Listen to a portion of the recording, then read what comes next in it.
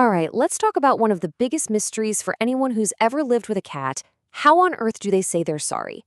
Because believe me, they do. You're just not speaking their language. Yet. You know exactly what I'm talking about, right? They knock your favorite plant off the shelf, look you right in the eye, and then just walk away. It feels like they have absolutely zero remorse. But what if that whole feeling is just wrong? See, this is the whole secret. Cats are apologizing to us probably more often than we realize. The problem is they're using this incredibly subtle language of gestures and silent signals, and well, most of us humans are completely missing the message. And this is why it matters so much. When we don't understand their attempts to make peace, we might be accidentally shutting them down. Every time you miss one of these quiet apologies, it's kind of like you're hanging up the phone on them while they're trying to reconnect. So let's start decoding. The first group of signals are all built on one thing: trust. These aren't big, flashy apologies. They're quiet, deeply vulnerable moments that act as a silent peace offering when things get tense. Okay, this is a big one, and you've probably seen it. That long, slow, deliberate blank from across the room. But when it happens after a little conflict, it means so much more than you think. We usually see this and just think, oh, kitty's sleepy. But think about what's really happening. In a moment of tension, when their prey instincts are on high alert, they are choosing to close their eyes and make themselves completely blind for a second. It's a huge emotional risk, and it's their way of saying, look, I trust you enough to be totally defenseless right now. And hey, this isn't just a nice theory. Science actually backs this up. A 2020 study confirmed the slow blink is a totally intentional social cue. And get this, your response physically changes their body.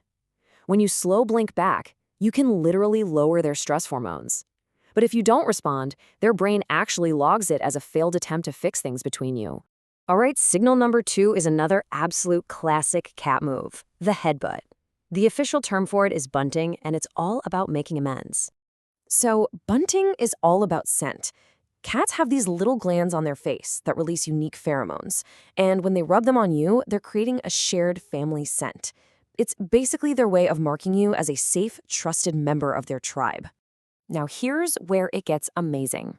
When you're upset, your body chemistry actually changes, and your cat can smell that stress on you. So when they headbutt you right after you've been angry, it's not just them asking for a scratch. They are actively trying to cover up your stress scent with their own calming pheromones. They're literally trying to chemically engineer a truce. Okay, moving on to our next category: acts of reconciliation. These are a bit more active. This is when your cat physically does something to try and patch things up. Has this ever happened to you? You're feeling annoyed with your cat, and a minute later, you look down and their favorite crinkly mouse toy is sitting right by your foot? That is not a coincidence. Our first thought is usually, oh, they want to play. But that's not what's happening. They're actually bringing you a gift, what animal behaviorists call a reconciliation offering. They are giving you something that is incredibly valuable to them, hoping it will make you happy and restore the peace. And I love this quote because it just nails it. Think about it. In that moment, they are giving you their most prized possession, the thing that brings them joy, to try and bring you comfort. That isn't a request to play. That is a real, meaningful sacrifice. Next up, let's talk about the moment your cat starts, well, licking you. Right after a tense situation, they might hop up and start grooming your hand or your arm. What's that about? This behavior is called allo-grooming, and in the wild, it has almost nothing to do with being clean.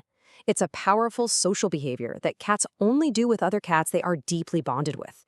It's their number one tool for reducing tension and making sure everyone in the group feels connected and safe. And here's the coolest part: it's not just for you. The act of grooming is also incredibly self-soothing for the cat. Studies show that allo-grooming actually lowers the heart rate in both the groomer and the one being groomed. So apologizing to you is literally how they calm themselves down too. Okay, let's get into our final and honestly most profound signals. These are the apologies that are all about complete and total vulnerability, the ultimate signs of trust and commitment. The classic belly up. You've just told them off for scratching the couch, and suddenly they flop over and expose their stomach. This might be the single most misunderstood signal in the entire cat language. As humans, our first instinct is to see that fluffy tummy and just dive right in for a belly rub. But please, don't. That is not an invitation. It is an act of total surrender. By exposing all their vital organs, they're making themselves as vulnerable as possible to say, I give up, I'm not a threat, please, let's be okay. So when you reach in and touch them, you're actually violating that profound gesture of trust, which is why they often get defensive and swat at you. So if you can't touch the belly, what are you supposed to do? Here's the playbook. Do nothing physical. Just stay still, soften your voice, maybe say something reassuring, and then give them a slow blink from across the room. That's how you accept their apology without breaking that incredible trust. And that brings us to our final and maybe the most subtle apology of all. I like to think of it as the apology of silent presence. This is when, after a disagreement, your cat just follows you. They'll come into the room you're in and just sit quietly nearby. They're not asking for food or pets. It's a strategy called proximity maintenance. They're simply closing the distance between you to silently say, hey, I know things are weird, but I'm not going anywhere. I'm just going to be right here until we're good again. Wow. So we've covered a ton of ground here. Let's wrap all of this up into a simple, practical guide so you know exactly how to forgive your cat in their own language. This is basically your translation guide. If they give you a slow blink, you slowly blink back. If they headbutt you, lean into it gently and speak softly. When they bring you that toy, just acknowledge it. Thank them. Let them groom you for a moment. If they show you their belly, stay put and offer that slow blink. And if they just sit near you, let them. Each one of these responses tells them loud and clear, message received, apology accepted. You know, once you start to see this secret language, it changes your entire relationship with your pet. It opens up this whole new channel of communication. And it really makes you wonder, right? If we've been missing something this big for so long, what else are they trying to tell us every single day?